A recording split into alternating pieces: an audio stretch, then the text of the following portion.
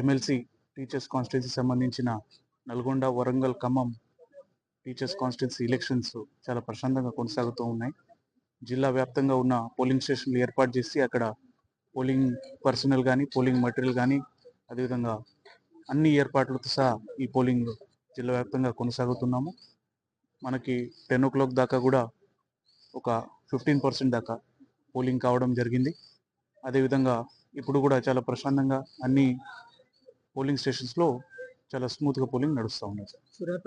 మనకి సూర్యాపేట జిల్లాలో 23 polling stations ఉన్నాయి. అదేవిధంగా దాదాపు 2700 చేంజ్ ఓటర్స్ ఉన్నారు.